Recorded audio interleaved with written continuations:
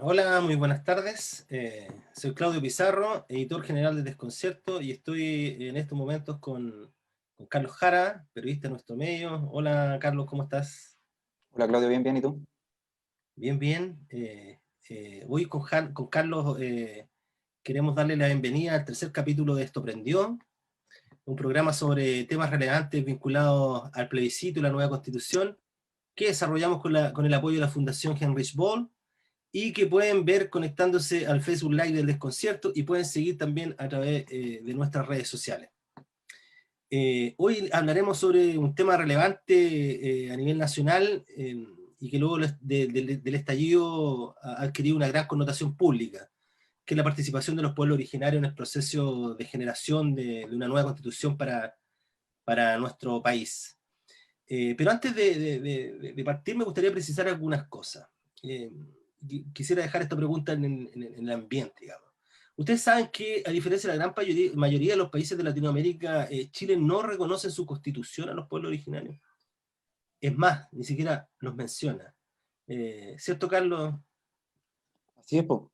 De hecho, desde 1990 en adelante, el Congreso ha rechazado en 7 oportunidades el reconocimiento constitucional de los pueblos indígenas, y aún así nos hemos mostrado ante la comunidad internacional como progresistas en este tema al firmar y ratificar el convenio 169 de la OIT, que como hemos visto con los ejemplos recientes, tiene hartas complicaciones en su aplicación, y la declaración de la ONU en relación a los pueblos originarios también. Nos hemos mostrado con esas dos firmas ante la comunidad internacional como si fuéramos progresistas en este tema, cuando en realidad las deudas que tenemos en materia de pueblo originario son gigantescas. Ujú. Precisamente esto es lo que queremos hablar ahora con nuestros invitados. Queremos poner en el tapete algunos conceptos que precisamente han instalado ellos en la agenda pública, como la plurinacionalidad, la autonomía, la identidad, los modelos de administración de recursos, precisamente con voces que vienen desde el mundo indígena y que participarán en este nuevo capítulo en clave indígena de este programa, Esto Prendió, analizando este nuevo horizonte constitucional que se encuentra ya, digamos, a la vuelta de la esquina. Dos Bueno, semanitas nos quedan. sí, quiero darle la bienvenida en primer lugar a Emani Molina, la presidenta del directorio de la Corporación Pueblo Selknam Chile. Eh, También a Salvador Millaleo, doctora en Sociología de la Universidad de Bielefeld, Alemania, y académico de la Universidad de Chile. Sí, ahí van a ir entrando nuestros invitados, ustedes lo van a ir viendo. También vamos a estar con Valeria Pacatari, ella es facilitadora indígena de la Mesa Técnica del Consejo de Ancianos de Rapa Nui, y con don Fernando Pairicán, reconocido historiador mapuche y autor de diversos textos en esta materia, que también vamos a estar conversando con él sobre estos temas. Ujú. Y van entrando a poquito nuestros invitados. Bienvenido a todos, gracias por acompañarnos, gracias por su tiempo, espero que tengamos una muy buena y interesante conversación entre todos. Y para partir quisiera partir con Salvador, eh, a partir, digamos, de una frase que extraje de un texto que tú escribiste, Salvador, y que me quedó dando vuelta y quisiera instalarla en el comienzo de esta conversación. Tú hace poco escribiste, una de las grandes paradojas del constitucionalismo en América es que la pretendida igualdad ciudadana se dio gracias a un proceso de subordinación política, social y económica de los pueblos originarios. Entonces, mi pregunta aquí es cómo se genera un camino de restauración, de encuentro, luego de este proceso de siglos de subordinación. ¿Cómo crees que se generan estas confianzas o se restauran estas confianzas nuevamente o esperanza? ¿Qué piensas de esto, Salvador? Primero constatar, eso es la constatación de que nosotros construimos nuestro Estado, y no fuimos nosotros, sino que fueron otros, fueron unas élites de nuestra sociedad, y estas élites construyeron los estados sin los pueblos indígenas y más bien en contra de los pueblos indígenas. Por lo tanto, su intento de imitar el lenguaje inclusivo del modelo constitucionalista que nace en Europa es solo una parodia, en el sentido de que siempre va a estar limitada por una serie de exclusiones de las mujeres, de las personas en situación de pobreza que no tenían derecho a voto en ese instante, digamos, y de manera mucho más permanente de los pueblos indígenas. Ahora, esto no es un problema subjetivo, digamos, sino que es un problema institucional que tiene consecuencias subjetivas. Tiene consecuencias subjetivas que uno las experimenta en la vida cotidiana. Probablemente todos los que pertenecemos a pueblos indígenas hemos experimentado la discriminación, el racismo, con todas las consecuencias que tiene eso, con todas las heridas que eso provoca. La estigmatización, la desvalorización cultural, la ignorancia que aquí campea impunemente de los pueblos indígenas, la forma de referirse a los pueblos indígenas, que es parecida a cómo se referían a las mujeres antes, como cosas, como personas que no son personas, que no tienen plena subjetividad. Se omite, digamos, se omitía el género femenino, pero eso está cambiando. Pero eso no ha cambiado respecto a los pueblos indígenas. Pero este no es el núcleo del problema, no es un problema de una sensación o una actitud subjetiva de cierto sujeto respecto a otro, no es un problema de conocimiento, que las élites desconozcan las culturas indígenas, sino que eso, si bien son problemas reales, son a consecuencia de otros problemas más profundos que son institucionales. Y esto no se corrige cambiando de actitud psicológica, no se corrige cambiando de mentalidad, no se corrige tomando cursos de Mapudungún o de Aymara, no se corrige vistiéndose de indígena, no se corrige siquiera haciendo todas esas cosas de buena fe y con buena intención. Esto son consecuencias de instituciones y lo que hay que hacer es cambiar instituciones. Cuando cambian las instituciones, esto no significa que esto cambie, que baje la conflictividad, que desaparezcan mágicamente las razones del ilcún, como se llaman, la ira, la indignación de los pueblos indígenas por los atropellos en que están sujetos, pero tiene que tender a lógicas de reparación que deben operar con el tiempo y que no van a resolver todos los conflictos ni van a reparar de la noche a la mañana las desigualdades, pero que permitan que estas desigualdades se traten, se elaboren, se decidan dentro de cierta institucionalidad donde los pueblos indígenas sean parte. Esa es la clave. Nos vamos a seguir sintiendo excluidos si hay una nueva constitución, por ejemplo, durante mucho tiempo. Van a seguir habiendo razones de indignación durante mucho tiempo, pero la clave es que tengamos procesos e instituciones que nos permitan tratar esto con equidad, con participación de los pueblos indígenas y no de espaldas a ellos. Yo quiero, primero que todo, recordar a la gente que nos está viendo que nos pueden hacer preguntas a través de Facebook cuando quieran. Tenemos aquí hartas voces autorizadas, entonces aprovechen el momento. Y quiero continuar ahora con Gemani. La situación del pueblo Selknam es bien particular. Como comentaba Claudio al comienzo, ningún pueblo es reconocido constitucionalmente en Chile, pero el pueblo Selknam ni siquiera reconoció la ley indígena. Y además de eso, tienen una negación social. Ellos enfrentan unos procesos bien particulares, bien complicados. Gemani es de la población, o sea, de la Corporación Selknam Chile, y la pregunta, Gemani, en el fondo es, ¿en qué están hoy los Selknam en Chile? Y ¿cómo ha sido este proceso de enfrentarse a la negación social e institucional? Bueno, primero saludar a todos los que están conectados hoy día. Muchas gracias por la invitación. Lo primero es asumir, ¿no es cierto?, que tenemos una realidad que, si bien es cierto, no es tan distinta de los otros pueblos, sí es particular, como tú bien lo has dicho, porque a nosotros se nos ha creído extintos y sin probatoria alguna. O sea, básicamente se nos dejó de ver y se supuso que no estábamos y nunca se hizo un estudio que avalara que no estamos. Por lo tanto, no hay una prueba fehaciente de que no estemos. Como muchas veces me lo han dicho, ¿de qué manera yo demuestro que soy Selknam? Incluso Yo desde les otros puedo pueblos decir de indígenas. qué manera ustedes demuestran que yo no soy Selknam, o que yo, ¿me entiendes? Entonces estamos en la misma situación. Ahora, la discriminación ha sido muy grande y de hecho el genocidio, que yo lo he dicho en más de una ocasión, todavía existe. Es un genocidio social, de momento que alguien me dice tú no existes porque el libro dice que tú no estás. Es imposible que tú seas Selknam porque tú no eres, no tienes la piel oscura, no estás cubierta de pieles, porque la memoria colectiva se quedó y se truncó en el minuto que quedaron estampadas las fotos de Musilme, y de ahí como que se congeló la historia para el pueblo Selknam. Quedamos en la retina como románticamente como un pueblo que se extinguió, que sufrió, que fue abatido, que claro, es verdad que fuimos víctimas de un tremendo genocidio, con una política de exterminio, en donde también podemos decir que fuimos víctimas de etnocidio, exilio. O sea, todas las aberraciones que se le pueda ocurrir las vivimos. Sin embargo, logramos sobrevivir. Y ese sobrevivir no ha sido fácil, ha sido en contra de viento y marea, con una primera etapa de silencio absoluto.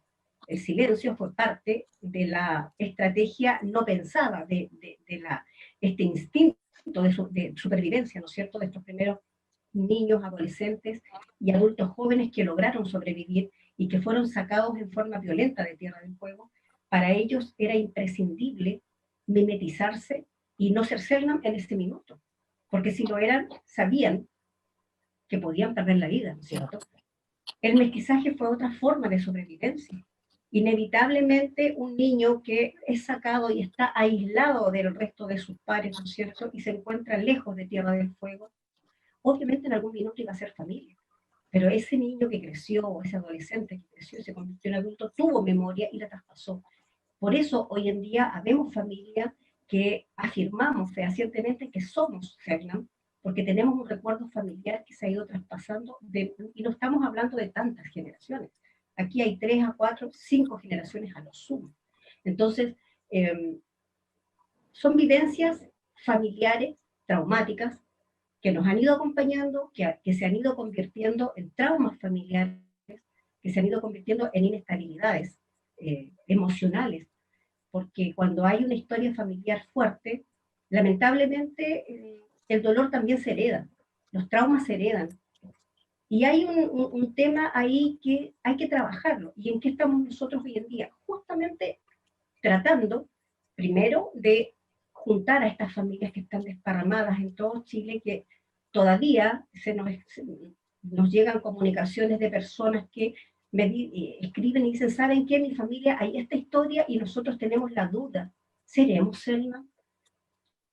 Venga para acá, conversemos, veamos. Tenemos los lazos y las herramientas en este minuto para iniciar investigaciones, para poder ayudar y acompañar a estas familias y descubrir si esa memoria familiar corresponde a una historia de Tierra del Fuego.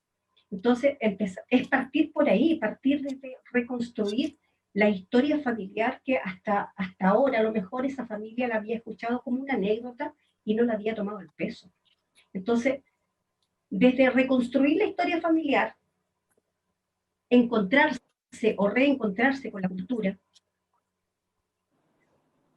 fortalecer esa identidad y luego recién empezar a enfrentar al mundo. Son etapas que muchas veces la gente no entiende y ninguna de esas etapas ha sido fácil. Hay familias que obviamente están ya más adelantadas, como estamos en la corporación, pero hay otras familias que están recién partiendo sus procesos. Entonces, en este minuto es más importante afianzarnos, fortalecernos, fortalecer la cultura, porque afortunadamente cada familia ha logrado mantener como recuerdo familiar algún aspecto que es único e irrepetible y solamente se encuentra en otras familias Selknam. Entonces, entre todos hemos ido levantando una memoria colectiva que es muy importante. A propósito de eso mismo, Emani, yo quería tomar lo que tú acabas de decir y un poco avanzar una pregunta a Fernando a propósito de esto mismo, que es el reconocimiento que hacen los pueblos originarios de su identidad, cómo han vivido su historia también, en fin. Y quiero preguntarle precisamente a Fernando sobre que en el fondo los pueblos originarios son los que han instalado en el debate en América Latina, básicamente en los últimos años, a partir de grandes revueltas indígenas, los conceptos de autodeterminación, autonomía, plurinacionalidad, que son conceptos que en el fondo han servido para disputar la hegemonía del Estado-Nación, esta mirada muy, muy civilizadora que está instalada. Entonces, lo que te quería preguntar aquí es ¿Cuál es el cerco que se puede mover en esta instancia? ¿Cuáles son los desafíos para destrabar este concepto de Estado-Nación y entrar quizá a un concepto de plurinacionalidad? En fin, ¿qué piensas tú de esto? Marimari, Pupeñi, Punamien. Saludar a los hermanos y hermanas también de otras naciones originarias. Hay un debate, ¿no?, al seno del interior del pueblo mapuche y de las naciones originarias que están dentro de lo que Chile entiende como Chile. Ni siquiera los mapuches estamos de acuerdo cuál es la salida política a la situación colonial que vivimos. Algunos plantean la autonomía, otros la plurinacionalidad, otras regiones que compartan una doble identidad, ¿no? Por un lado chilena y mapuche, será una de las propuestas en algún sentido de algunas organizaciones, y otras plantean la liberación nacional, también han sido explícitos en sus declaraciones políticas, y también luchan por ese proceso de liberación nacional, a partir de ejercer el control territorial, como territorios, de ir avanzando gradualmente en la liberación de esos territorios para la autodeterminación mapuche. No hay, por lo tanto, un consenso, tanto en el discurso teórico como en el discurso práctico, porque dentro del discurso teórico, o que están las academias indígenas dentro de Chile, pero también a nivel continental, tampoco hay un análisis compartido. Ni siquiera el libro donde escribimos con Salvador Millaleo hay un discurso que uno puede decir compartimos todos. De hecho, el libro, la gracia, creo yo, de Gualmapu, Plurinacionalidad y Nueva Constitución, es que tampoco ninguno de los autores está totalmente de acuerdo consigo mismo, con otro autor. Entonces es una heterogeneidad de nociones y de ideas que se comparten. Ahora, lo que hemos planteado, y creo que eso es lo que une en particular a ese libro, siguiendo la perspectiva de Adolfo Millabur, el alcalde de Tirúa, en este proceso de constitución, dotar de contenidos políticos, de una perspectiva mapuche o indígena también, porque también la plurinacionalidad es un concepto que creemos puede hacer sentido también a otros pueblos originarios, tal vez más andinos, más que los que estén, más los mariterritoriales, ¿no? Y nosotros creemos que es un concepto intercultural para poder debatir los derechos fundamentales de las naciones originarias. Y desde ese punto creemos, desde ahí, poder avanzar en torno a los procesos de autonomía. ¿Qué es lo que hemos planteado, con lo que cierro? Que yo creo que Chile debe negociar con cada nación originaria una autonomía específica. No puede, la autonomía mapuche no es viable para, como bien lo decía la hermana, para Rapa Nui, no es viable para los pueblos andinos, no es viable incluso dentro del mismo movimiento mapuche, que tiene visiones distintas sobre aquello. Creo que la mejor manera, a lo mejor ahí por Salvador puede ayudar mucho más a ver experiencias internacionales. Yo veo que es necesario que Chile cree una gran comisión sobre autonomía y autodeterminación, ir a visitar las experiencias que existen y ver cuál es más aplicable para cada nación originaria. No hay un solo modelo, creo que hay que aplicar distintos modelos para cada pueblo originario. En esa línea, me gustaría preguntarle a Valeria que también los Rapa Nui viven una realidad bien particular. Me parece que Valeria se nos quedó pegada. Valeria, ¿estás ahí? No. Ah, ya, perfecto. Yorana. Sí. Yorana todo. Perfecto. Viven una realidad bien particular. Primero, porque son una isla. Segundo, porque tienen un reconocimiento constitucional de territorio especial, pero no es un reconocimiento en relación a su cultura ni a su patrimonio histórico, sino es más bien como territorial, porque son una isla, junto a Juan Fernández. En ese sentido son reconocidos constitucionalmente. Y tercero, porque su población está súper concentrada en un lugar. Entonces, eso también es una característica bien particular que da cuenta de procesos distintos. La pregunta, Valeria, es que nosotros cuando hablamos hace un tiempo, tú nos decías que el modelo al que aspiraban ustedes es el de la libre asociatividad que hace Nueva Zelanda. ¿Nos puedes contar un poco sobre qué se trata este modelo y cuáles son en el fondo las demandas particulares que tiene el pueblo Rapa Nui también? Bueno, Yorana Corúa, gracias por este espacio. Y escuchando a los demás hermanos, también explicar que tiene que ser diferente nuestra visión y cómo el país nos vea.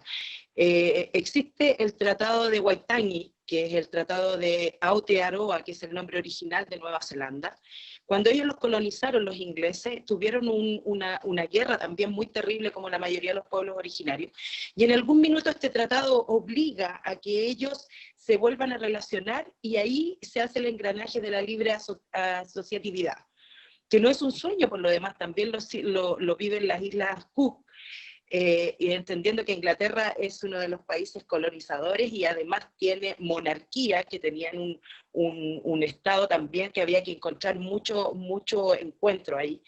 Y ellos están libres en su territorialidad, se les reconoce como tal y tienen sus propias formas de autonomía política, social. Si bien es cierto, como dice la reina, ella también es reina de Aotearoa, pero es solamente como una visión de monarquía.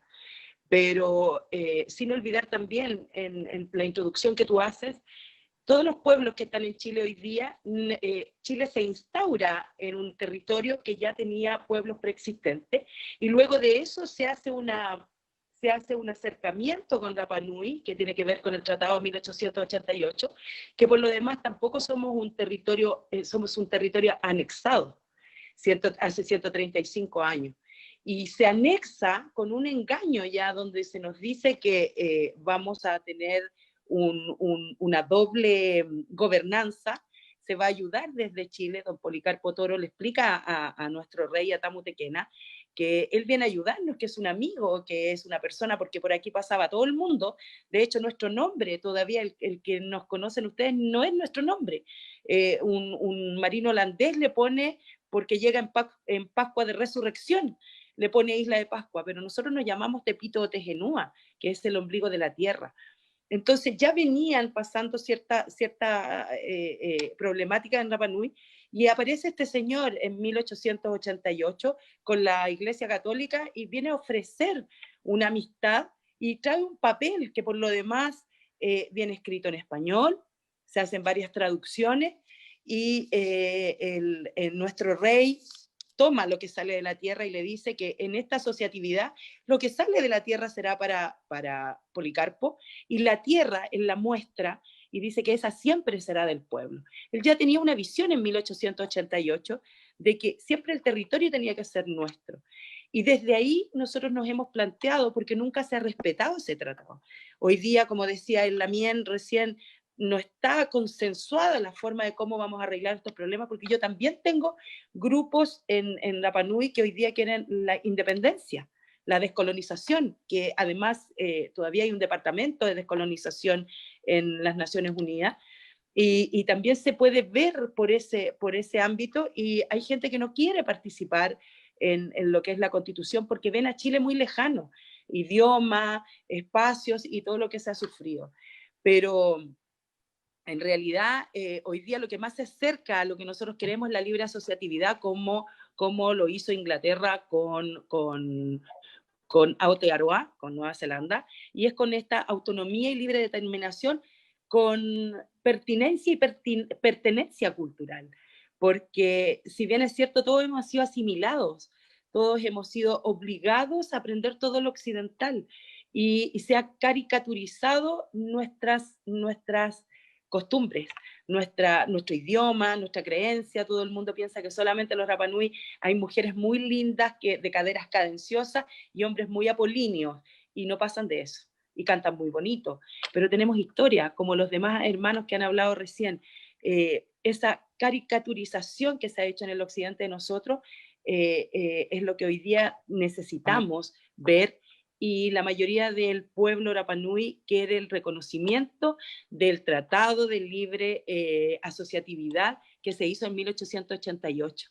Y no es un sueño. Hoy día existen países que sí lo han hecho con su pueblo originario y han avanzado muy bien. No, sí. Ninguna de las temáticas que hablamos es un sueño. Así, Chile está muy, muy atrasado en este tema. Continuamos ahora un poquito con Salvador. Salvador, te quiero llevar a un ejemplo de la Constitución de Colombia, para ver si lo que se plantea ahí, que es una constitución que no se reconoce como un país plurinacional, para ver si lo que se plantea un poquito ahí tiene asidero en Chile. Dice la Constitución de Colombia que los pueblos indígenas podrán elaborar y adoptar dentro de su ámbito territorial previa concertación comunitaria interna, planes de desarrollo o de vida o modelos de economía acorde con sus usos, costumbres y valores culturales propios. Algo que a mí al menos me suena igual bien lejano para la realidad chilena. No sé, ¿qué piensas tú, Salvador? ¿Esto tiene algún asidero en Chile o hay alguna forma de asemejarlo? Primero, un poco contradecir esta idea de plurinacionalismo o plurinacionalidad que se identifica exclusivamente con Bolivia y Ecuador. La verdad, todos los países que reconocen derechos políticos colectivos de los pueblos indígenas son de alguna manera plurinacionales. En el caso de Colombia, tiene la característica de que reconoce espacios territoriales autonómicos para los pueblos indígenas. Y esto, digamos, es parte de un conjunto de otros artículos que están en la Constitución colombiana que permiten a los pueblos indígenas, que reconocen a los pueblos indígenas, llevar adelante sus propios planes de vida, su propia cultura, mantener su identidad, y eso es plurinacionalidad, aunque esto se haya justificado de otra manera. Es un concepto amplio de plurinacionalidad. Ser plurinacional no es exclusivamente ser como Bolivia y Ecuador. Eso es un error, identificarlo y confundir lo que es la explicitación de eso con lo que es la característica del diseño institucional. Ese diseño institucional, bueno, uno siempre puede cuestionar qué tanto hay de la práctica. Es un cuestionamiento que hay en Colombia constantemente. Recordemos que es un país con conflicto interno, un país que los pueblos indígenas sufrieron mucho y siguen sufriendo los conflictos internos, y sobre todo diversas amenazas y abandono. Pero efectivamente el texto constitucional tiene algo que a nosotros nos deja o nos aclara lo atrasados que estamos como país y como diseño constitucional, porque esto no está en nuestra constitución, no está ni siquiera, no hay ni una frase respecto a los pueblos indígenas, y es parte de la esencia de la libre determinación de los pueblos indígenas que se pueda perseguir sus propios proyectos de vida, sus propias, de acuerdo a sus identidades, y esto que involucra tanto lo político como el desarrollo económico. Estamos acostumbrados a entender como natural que vengan empresas, lleguen a los territorios indígenas e impongan su modelo económico, que es un modelo económico extractivista, que no agrega ningún desarrollo tecnológico ni valor a un producto, que extrae la materia prima y que lo vende al extranjero. Por ejemplo, la celulosa o la harina de pescado, en el caso de las pesqueras, y eso tiene un tremendo impacto sobre los ecosistemas donde están los pueblos indígenas. Las capacidades para generar empleo son dudosas de esas empresas, y sin embargo lo seguimos avalando desde el Estado como si fuera el mecanismo mágico del desarrollo. O sea, es la riqueza para algunos y la pobreza para otros, y para los más, y sin embargo nosotros lo seguimos protegiendo con nuestra Constitución, porque defendemos a ultranza la libre empresa y la propiedad privada sin ninguna consideración a la función social, y menos por otras propiedades como la propiedad ancestral de los pueblos indígenas. Entonces, ese tipo de modelos, al menos en el papel, nos dicen de que Chile, desde el papel, y para no decir en la práctica, es uno de los países más retrasados en el mundo en materia de reconocimiento de los derechos de los pueblos indígenas, y cualquier otro país, un país que además, que es Colombia, que ha sido gobernado constantemente por fuerzas conservadoras. Incluso esas fuerzas conservadoras son capaces de asimilar esta idea, cosa que parece una herejía para las fuerzas más conservadoras en el país. A propósito de la interpretación de las claves constitucionales en distintos países, quisiera preguntarles a Emani un poco, algo que conversamos la otra vez cuando entrevistó Carlos, digamos. Pero antes que eso te quería poner también en Argentina también existe una apreciación respecto a la participación en la gestión referida a los recursos naturales de los pueblos indígenas. Y tú, hace poco, cuando conversamos en el reportaje, hablaste de que debería esta nueva constitución tener un componente ecológico. Y te quisiera preguntar, ¿cuál sería la orientación ecológica que tú atribuirías a esta nueva constitución? Bueno, mira, la verdad es que desde la perspectiva, y considerando que actualmente, y con el modelo económico que tenemos, y avalado desde la Constitución que tenemos en este minuto, los recursos o la tierra, la madre tierra, se considera un recurso económico, un recurso para el sustento, ¿no es cierto? Pero no existe ninguna regulación ni ninguna forma de proteger. De hecho, la Constitución nos habla de que como seres humanos tenemos derecho a vivir en un mundo no contaminado, pero no hay ninguna herramienta, no hay nada que regule el cómo vamos a vivir en un mundo no contaminado. Entonces, desde la perspectiva de que la madre tierra es un ser vivo, ¿no es cierto? Y que nosotros no somos dueños de la tierra, sino que somos parte de ella, debiéramos considerarla como un sujeto de derecho del cual tiene que tener algún tipo de resguardo y de alguna forma regularse esta visión extractivista del ser humano, en donde saca pero no repone, quita, no entrega. Normalmente estamos viendo que vamos sacando recursos, pero no hay una retroalimentación, y eso va en desmedro directamente de la vida del ser humano. No podemos pensar en un futuro si no tenemos un planeta donde vivir. Y desde esa perspectiva, y es una apreciación personal, yo creo que debemos partir con una visión desde la madre tierra, desde la naturaleza, en todos los aspectos de la naturaleza. Porque no importa cuántas leyes muy buenas para el ser humano podamos elaborar y podamos llegar a una convivencia y acuerdos entre los seres humanos, si no tenemos planeta no nos sirve de nada. Y hoy en día una de las grandes crisis que tenemos es justamente el calentamiento global, el cambio climático y la extracción indiscriminada de todos los recursos. Por eso pienso que hay que crear conciencia y hay que... no se trata de no utilizar los recursos, se trata de regular de qué manera lo hacemos en forma responsable, pensando que las generaciones futuras también merecen tener un techo, un lugar donde vivir y recursos para poder alimentarse y subsistir. Guillos, un par de cosillas. Nos dice la gente que se escucha un poco raro. Estamos trabajando en ello. Es por problemas de conexión de internet, básicamente. Pero continuando. Fernando, quiero, en el mismo tema que estamos conversando con Gemani, también usar el ejemplo de Argentina, que su constitución dice que el Estado debe asegurar su participación en la gestión referida a sus recursos naturales. ¿Tú crees que algo de este tipo sea asimilable a Chile?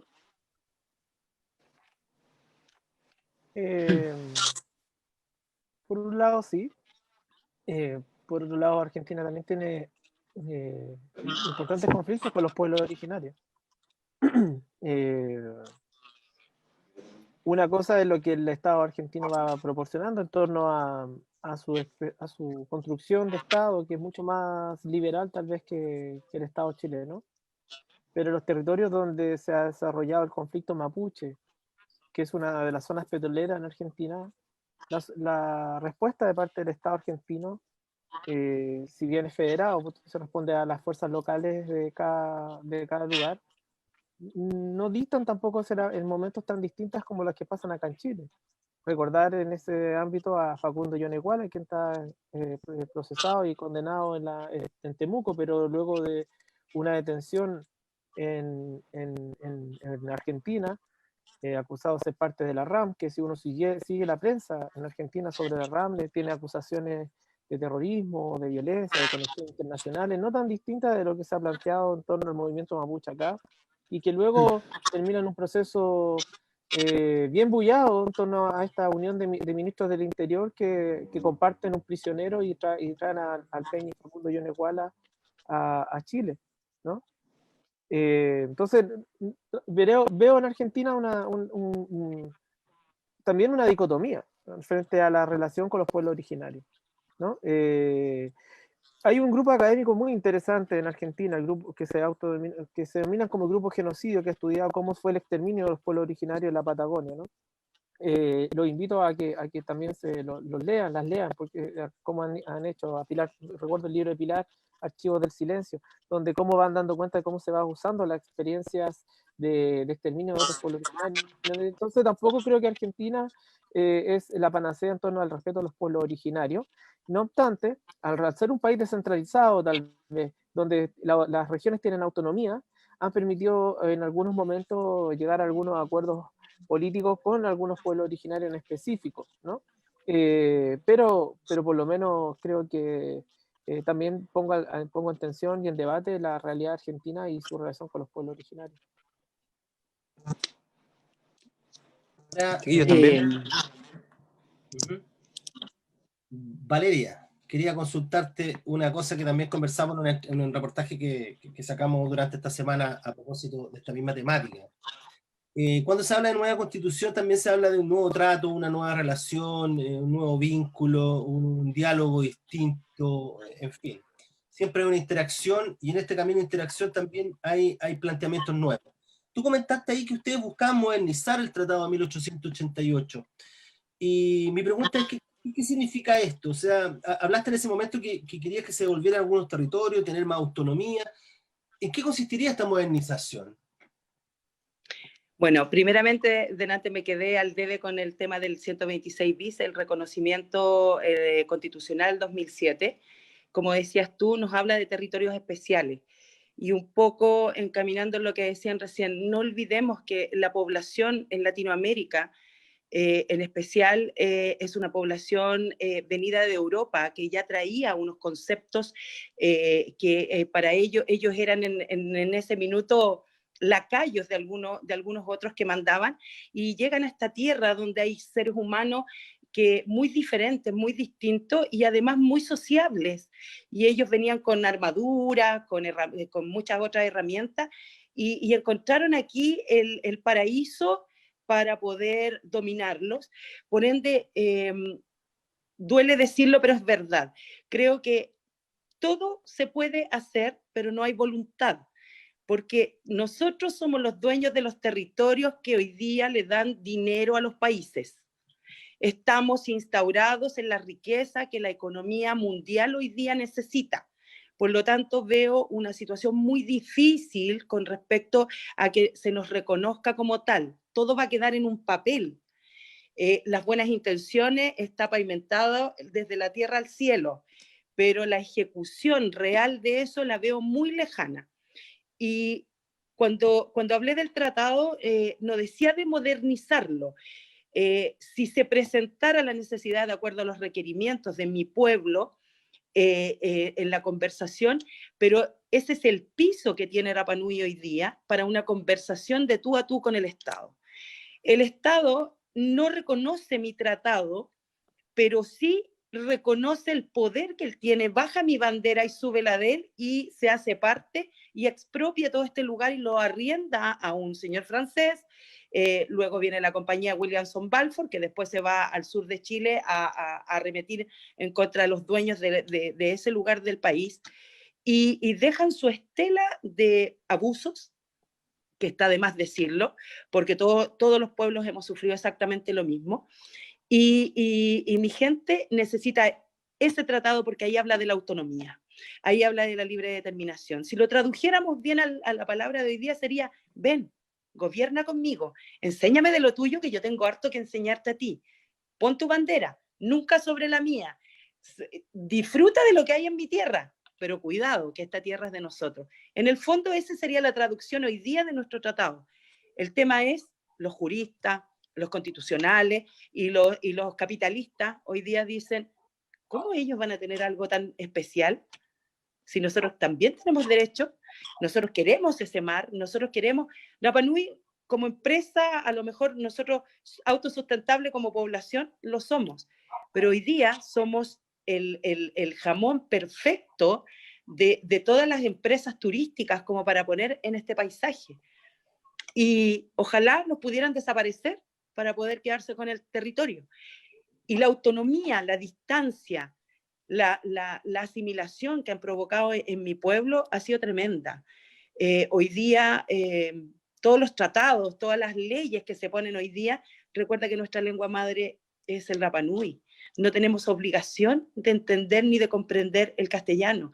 Dice por ahí un estudio que un 70 y algo % en el continente lee y no entiende lo que lee. ¿Te imaginas para nosotros que tenemos una lengua madre diferente cuando se hacen leyes o programaciones con un idioma que no es nuestro? Despierto, sabe que es dueño de esta tierra, necesita autonomía, porque de todos los sentidos, tú vienes a Rapa Nui y tú te das cuenta que la gente dice, oye, es otro país, es otro país. Hoy día, si tú me preguntas, nosotros somos polinesios, somos maoji.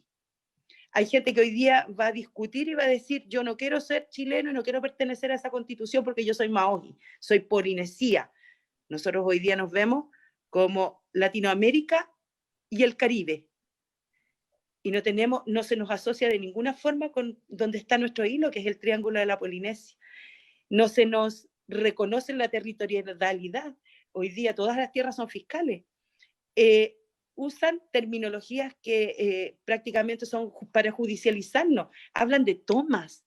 ¿Qué es una toma para un pueblo originario que tiene una cosmovisión, que es parte de un territorio, que nace, vive y se retroalimenta de su aire, de su cielo, de su agua, de sus árboles, de sus plantas?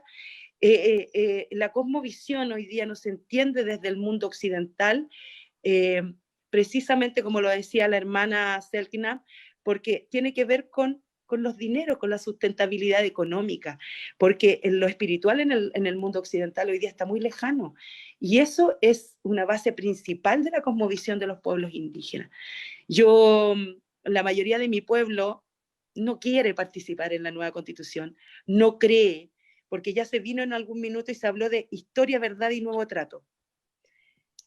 Nadie quiere reconocer la historia, no quieren contar la verdad y difícilmente quieren hacer un nuevo trato. Entonces, nuestra gente, y yo principalmente, creemos muy poco. Hay algunos que creen menos que yo, hay algunos que quieren independencia, que es muy loable, como lo decía la mía en Mapuche, dentro de sus territorios no hay consenso en cómo vamos a hacer esta reorganización con el Estado de Chile. El Estado de Chile hoy día no goza de moralidad como para sentarse de tú a tú. Yo creo que ellos tienen que hacer un mea culpa. Tendrían que revisar un poco lo que hizo Nelson Mandela en Sudáfrica. Tendrían que volver hacia atrás y empezar por pedir perdón. Y después de pedir perdón, realmente de corazón querer conversar con nosotros, porque tenemos mucho que pedir. Y no olvidar, somos pueblos preexistentes. Yo siempre digo, 3.000 en 210. Tiene un resultado, pero es negativo, que es la misma relación que hemos tenido entre el Estado de Chile y Rapa Nui. Todos los resultados que hemos tenido han sido negativos, y la matemática lo dice, 3.000 años de historia versus 210 o 200, no sé, un poquito menos, que es la República de Chile. Y mientras esas personas con esa autoridad moral para que el sentirse superior no bajen y entiendan que están hablando con socios. Ellos llegaron a una tierra que ya tenía dueño. Ellos llegaron a un lugar donde ya tenía Mira, 1888, un hombre que no tenía papel ni lápiz ya sabía lo que era un tratado de voluntades y que tenían que aclarar artículo por artículo. Cuando saca el pasto y dice, esto es de tu pueblo, pero la tierra siempre será mía, 1888. Hace 135 años atrás, él ya visualizaba cuál era la relación que tenía que haber. Entonces, hoy día nos caricaturizan y nos ven como los indígenas o como los indiecitos que no entendemos nada. Chile está muy atrasado, como decía la mía Millaleo, y van a tener que ponerse las pilas porque en realidad se le viene grande, se le viene fuerte, y es solamente voluntad política, y la voluntad política depende de ellos, no de nosotros. De ellos. Gracias. 126 bis, territorio especial, suena muy bonito, no tengo nada.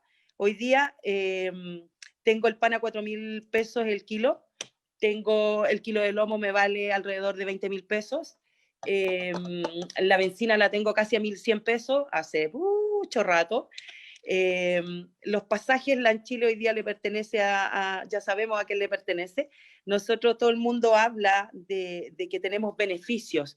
No, señores, nosotros tenemos derechos que el Estado nos ha cuenteado 135 años, que son beneficios que ellos nos dan. Tenemos un pasaje más barato, pero hay un subsidio hacia las bencineras. La Chile llena su avión aquí con el precio que se me da por el subsidio. Imposible que me cobrara otro precio por el pasaje si él llega vacío y se va con mi benzina, que además llega a Chile y todavía le queda, porque son 4 horas de aquí para allá y de allá para acá son 5, y alcanza a ir a Buenos Aires lleno otra vez. Entonces, siempre están ganando, siempre están ganando. Hoy día para traer algo de Chile me vale 3.500 pesos el kilo. Si el arroz me lo mandas tú de allá que vale 1.000, me va a salir 4.000. Entonces, hay una desigualdad desde el Estado y una visión, no podría nombrar qué visión tienen hacia los pueblos indígenas, pero sí les puedo decir algo, señores, no están en sus territorios, ya tenían una preexistencia y somos socios, tratemos de reencontrar y de ir en parte iguales, porque ellos se lo quieren llevar todo.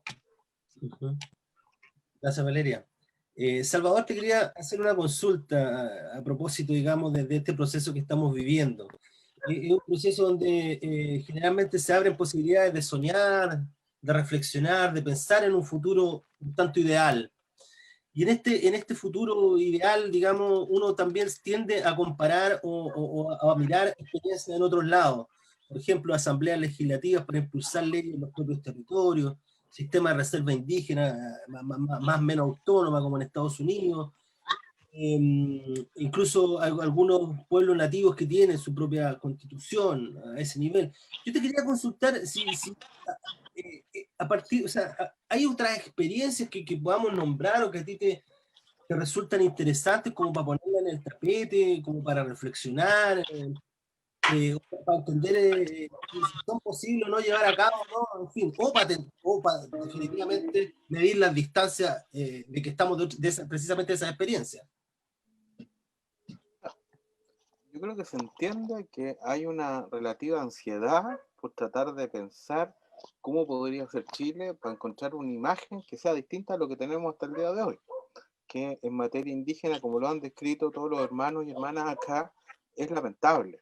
Es realmente lamentable la situación que vivimos, porque si bien todos los países con las mejores instituciones en la práctica tienen problemas y dentro de eso muchas violaciones a los derechos humanos, lo que nosotros vemos acá respecto a los pueblos indígenas es una cuestión dramática, una cuestión recurrente y que no le vemos salida, digamos, no le vemos salida y vemos solo excepciones, discursos políticos que nunca además llegan siquiera a plasmarse en leyes, para qué decir en la Constitución.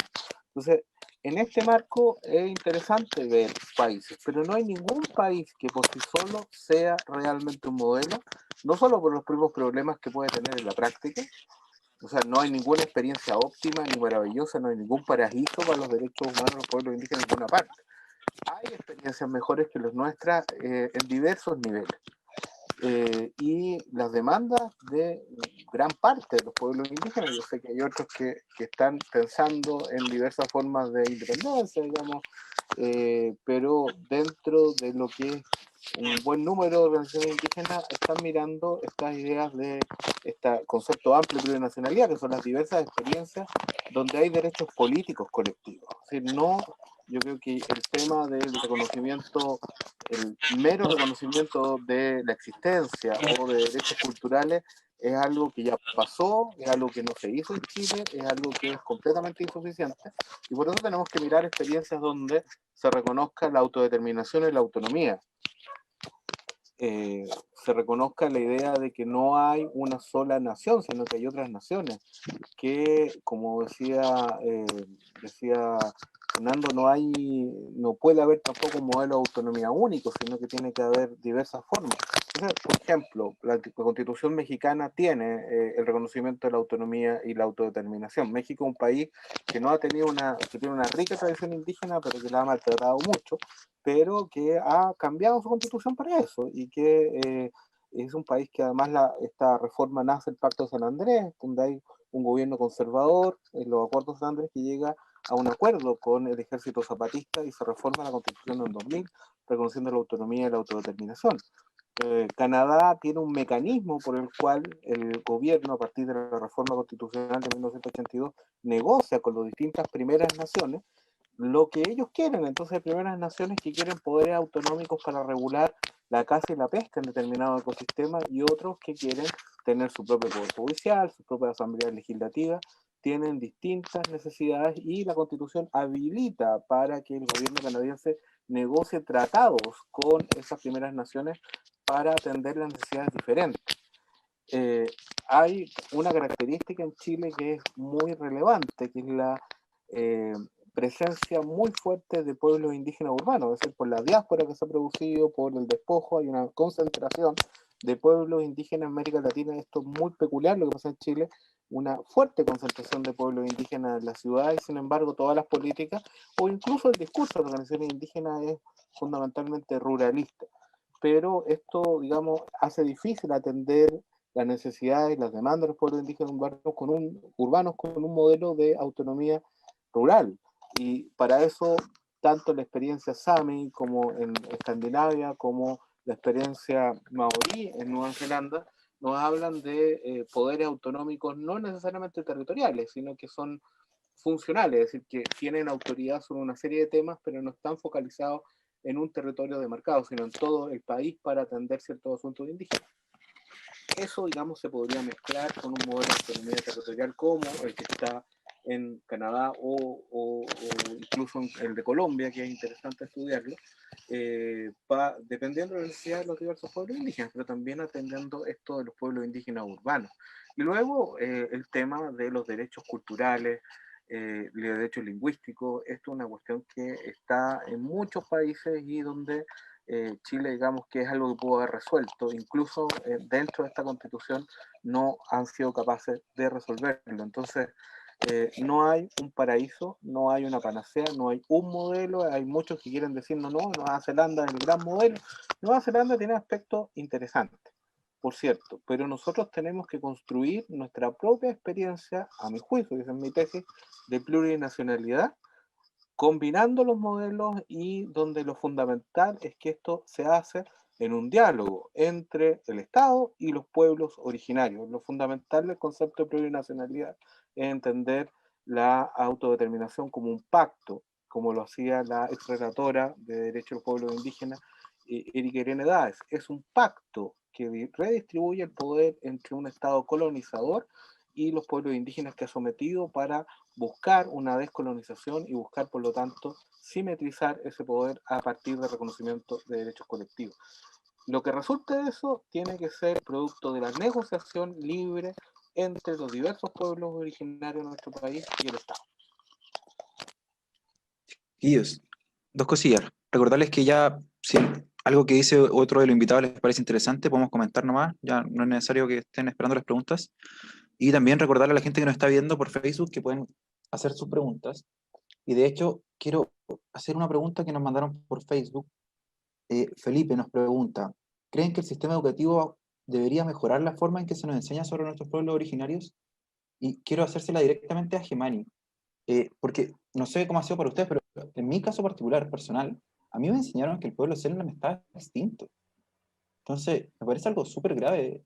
No sé, Gemani, Mira, ¿qué la nos puedes verdad es decir que tú sobre esto? el tema educacional es un temón para todos los pueblos originarios, pero para nosotros en especial, yo te puedo, o les puedo contar de hecho una anécdota personal. O sea, yo estando en básica me tocó hacer un trabajo de investigación, que en esas famosas carpetas que le hacían hacer a uno, ¿no es cierto?, sobre los pueblos huellinos. Y yo estaba haciendo la carpeta, buscando, y veía todo extinto, paleolítico, gente, era ver seres primitivos, y yo le decía a mi propia madre, mamá, mira, y mi mamá me decía, y tienes que sacarte una buena nota, o sea, ¿qué puedes hacer? No puedes luchar sola contra el mundo.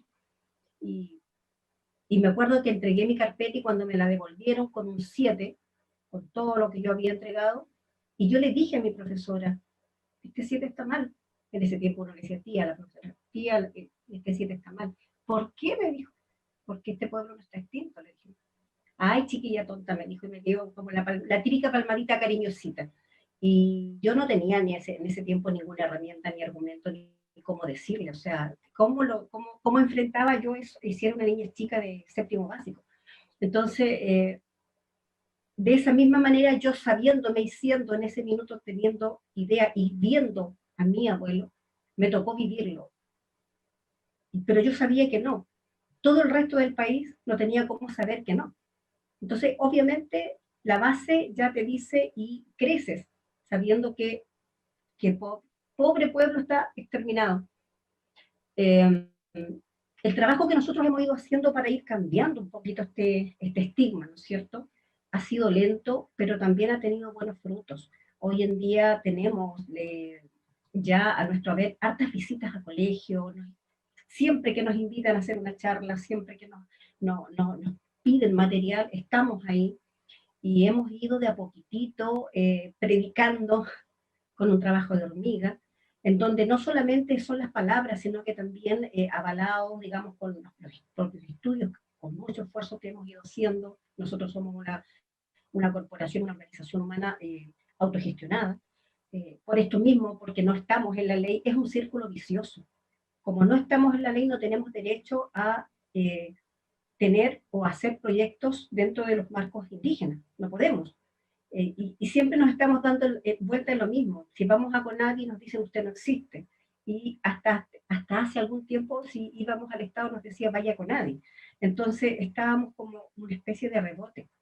Ya hasta a este tiempo hemos tenido un avance significativo al respecto.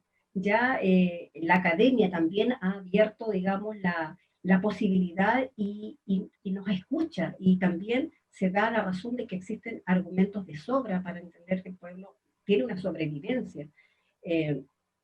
Y eso ya se está empezando a cambiar de a poco. Tenemos contacto con diferentes universidades, con colegios del mismo territorio, y tenemos un contacto maravilloso con lo que es territorio. Y tenemos incidencia actualmente, pero no basta.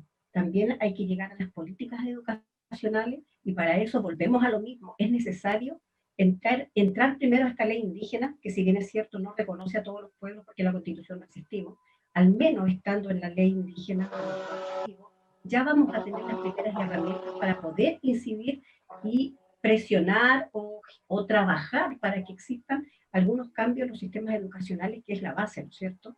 Para cualquier sociedad, la base es la educación. Y yo siempre digo, no existe forma de hacer cambios positivos para la población humana si no tenemos educación al respecto.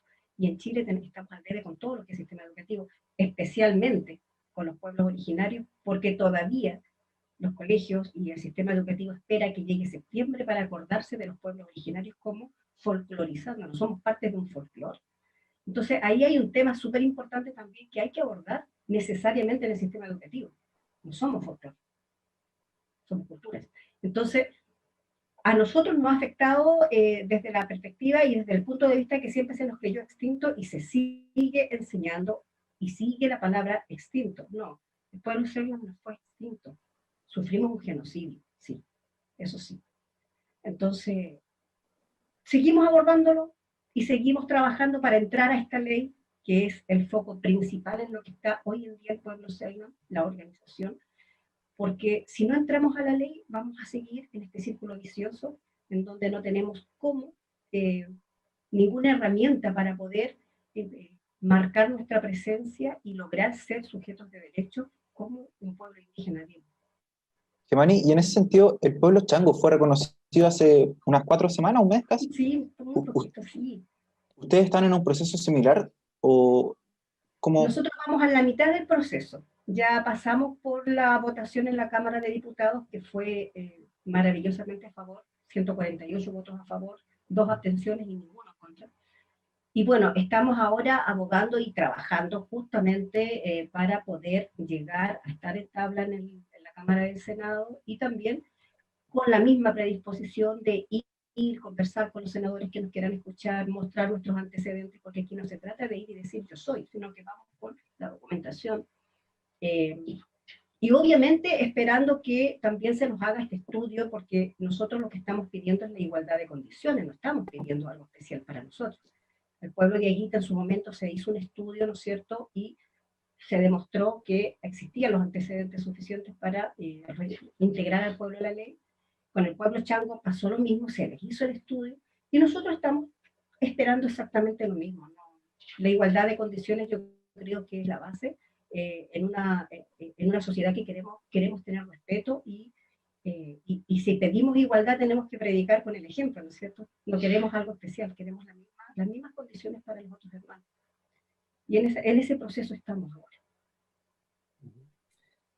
Yo quería instalar una pregunta, a partir de las reflexiones de algunas personas que están en una posición más bien disidente, como el caso de Yaitul, por ejemplo, y Aucán Wilcamán. Héctor Yaitul dijo hace poco que insertarse en este proceso constituyente serviría para darle continuidad a una forma de institucionalidad opresora. Aucán dijo que no ayuda a resolver las tensiones y controversias. Entonces, hay una mirada ahí que entiende la multiculturalidad un poco también como una trampa del Estado o del modelo neoliberal. Quisiera preguntarlo, dejarlo aquí en el tapete, ¿qué piensan ustedes? Porque me imagino que también por un lado se quiere avanzar, por otro lado también se tiene suspicacia. Entonces, igual entran ciertas posiciones en tensión ahí y posiciones súper legítimas por lo demás, creo, por todo lo que se ha vivido. No sé si Fernando ahí podría quizás profundizar un poco este tema o lo dejo ahí en el tapete, no sé, para que si quieren tomarlo. Uh-huh. Bueno, compartiendo el análisis de dos destacados dirigentes del pueblo mapuche, históricos tal vez del movimiento, creo que desde su perspectiva política y entendiendo que ellos han propiciado la autonomía política desde abajo y han construido también los repertorios políticos colectivamente con muchos y muchas otras miembros de alguna vez del Auquín Gualmapunulan y también de la coordinadora Ucomayeco. Es difícil también situarse ante un futuro y señalar un fin tan rápido, ¿no? Por lo menos desde la disciplina de la historia nos cuesta poder decir esto es lo que va a suceder, porque si fuera así no sería necesario hacer política. Y por ende, con todo el respeto a ambos dirigentes, no comparto del todo su análisis. Creo que hay muchas posibilidades de que eso vaya a suceder, por la forma y la estructura que el Estado chileno se ha situado y ha construido y se ha cimentado, ¿no? Pero el arte de la política también es modificar aquello. Entonces, a mí no me queda tampoco tan claro que eso va a suceder. Yo creo que eso va a estar, es parte de la fuerza política que los movimientos indígenas tienen que ser capaces de poder generar y debatir.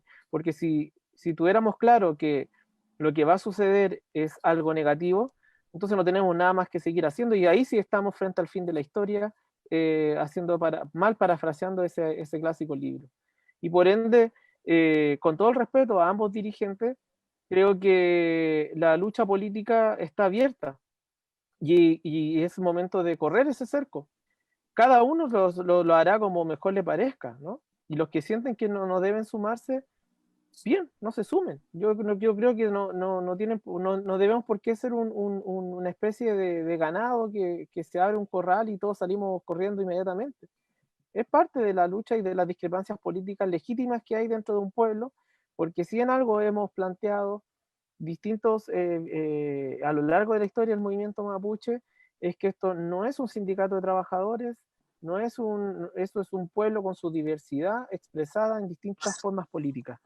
Y por ende me parece factible y tienen todo el derecho el movimiento mapuche más rupturista a desconfiar, porque finalmente también han sido los que han llevado a la cárcel política, han sufrido los allanamientos y tienen todo el derecho a no creer en la institucionalidad, y yo creo que es legítimo incluso que no crean en este proceso político, ¿no?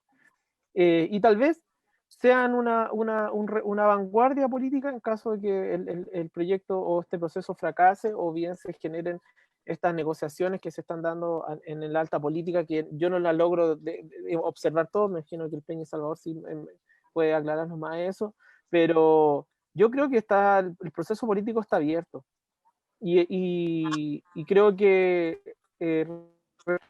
quebrajar el orden colonial es también sumarse todas las fuerzas políticas a cada apertura que hay. Y yo por lo menos creo que su postura es tan legítima como la que otros dirigentes y personajes indígenas están planteando, de sí sumarse y ser parte de este proceso. Y por ende debe haber un respeto mutuo, ¿no? Tanto ellos deben respetar la opinión política de otros sectores de los pueblos originarios, y mapuche en específico, y también nosotros respetaremos a ellos con su justa visión política, ¿no? Y nos encontraremos o nos separaremos. Ese debate político está abierto, creo yo, y es justo también que lo demos como pueblo. Somos un pueblo tan diverso y es legítimo tener discrepancias. ¿Alguien más que quiera tomar ese punto, chiquillos? Sí. Valeria y después Salvador.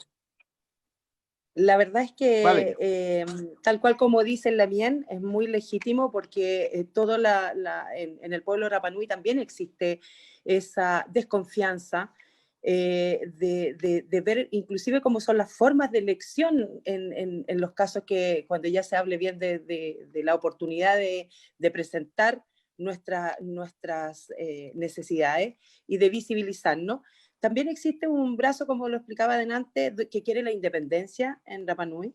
Hay otros que quieren la descolonización y hay otros que no creen en nada. Pero particularmente, en mi opinión, creo que debemos de ir en todos los frentes. Tenemos que ir con la particularidad y necesidades que tenemos, o la visualización, porque de repente se nos obliga, como decía Lamien, no somos un ganado que tengamos que ir todos iguales. Las realidades dentro de un territorio tan pequeño como Rapa Nui, de cómo se vivieron este genocidio que también fue en mi pueblo, son diferentes de la experiencia de cada uno. Por ende, sabemos quienes queremos participar en esta nueva constitución y es sumamente respetable de los que no creen y no quieren participar y recordar y no olvidar que esto tampoco viene de una buena voluntad política, que se abrió esta puerta,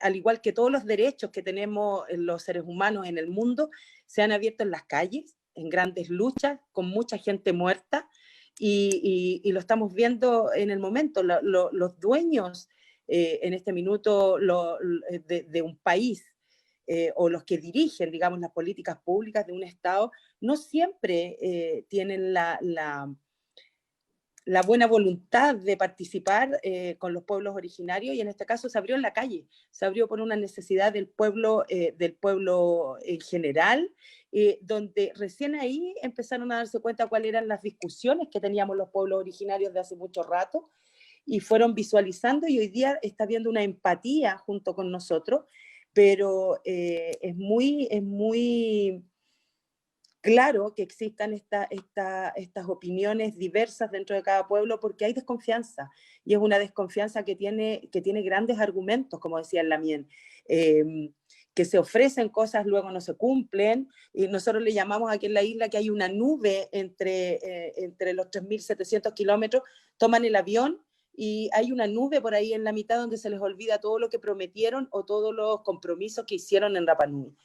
Entonces, en vista y considerando, creo que tenemos que participar en todos los frentes, respetar a los que no se van a unir a esto, y viceversa, también los que no se van a unir respeten a los que sí lo vamos a hacer, porque algo tendremos que lograr.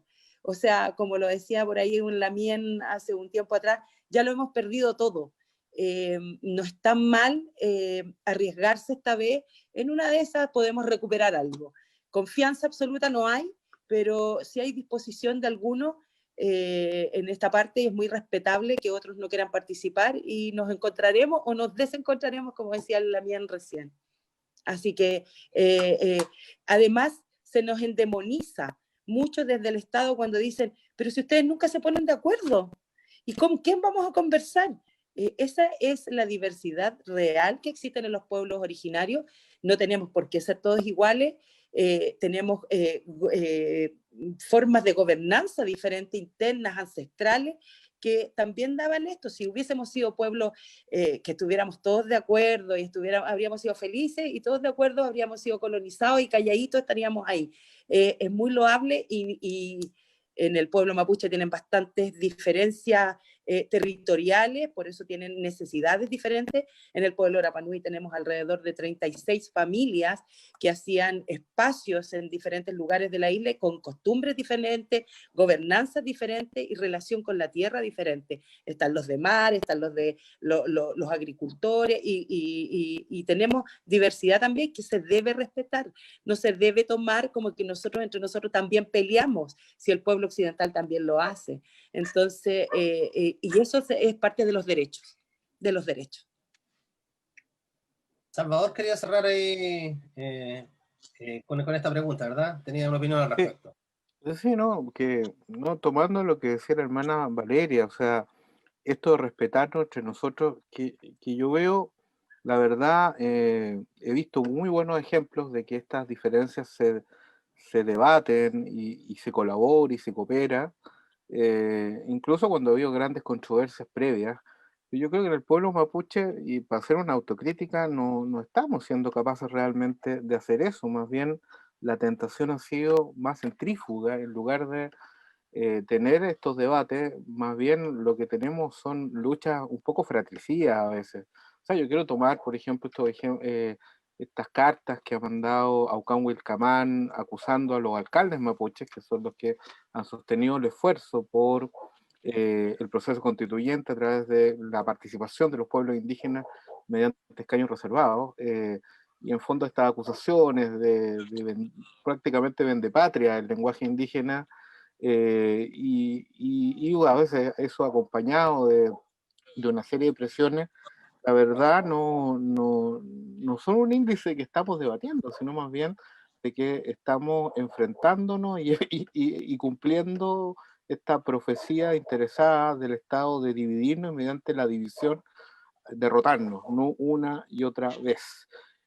Todos los procesos democráticos son limitados porque es un juego de estratégico poder y luego una transformación por la vía que no significa la imposición, sino que tiene que ver mucho con la persuasión para cambiar cosas que no nos gustan, en este caso injusticia histórica. Y por cierto, la posibilidad de cambiar toda esa injusticia una sola vez no está al alcance de la mano, sino más bien está la idea de acumular luchas y ir transformando esta realidad dentro de lo que es un conflicto político, donde hay que hacer apuestas, hay que hacer alianzas, hay que buscar lo que se puede hacer y luego ir acumulando fuerzas con eso para seguir transformando.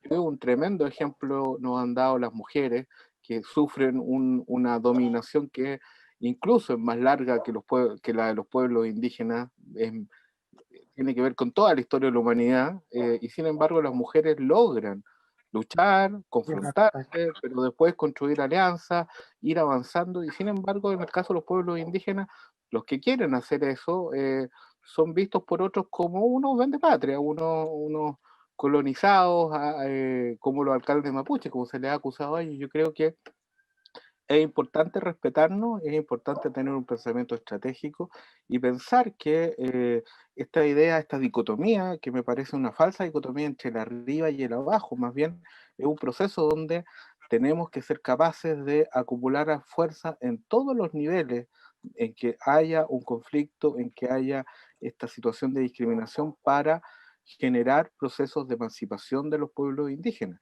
La emancipación de los pueblos indígenas sin instituciones no es un camino que tenga una viabilidad política, porque el Estado no se va a retirar por arte de magia, las empresas no se van a retirar por arte de magia. Si algunos imaginan que van a ser expulsadas a través de vías armadas, me parece que es aún una imaginación menos sostenible que cualquier otra ilusión que están denunciando los que creen en esas vías. Más bien lo que es posible, lo que es viable es acumular fuerzas para irlos empujando, para ir conquistando territorios y sin embargo, reconquistando el territorio y sin embargo no dejarnos engañar. Yo creo que es válido todas las desconfianzas y estar nutridas de una tremenda experiencia, sobre todo en estas últimas décadas de democracia neoliberal, pero claudicar frente al Estado en el otro sentido, de creer que nada bueno puede venir del Estado y ningún proceso político institucional va a poder constituir un aporte, es algo que nos está autodestruyendo estratégicamente. Por eso yo quiero reivindicar este esfuerzo que están haciendo los alcaldes mapuches, que es una continuidad con los planteamientos que han hecho otros grupos que han creado repertorio en este sentido, como Walma Puguen, como lo hizo José Marimán en su tiempo con sus propuestas institucionales de autonomía regional. Esto tiene una historia, ha creado repertorios de lucha política también y creo que debemos debatir, pero no autodestruirnos.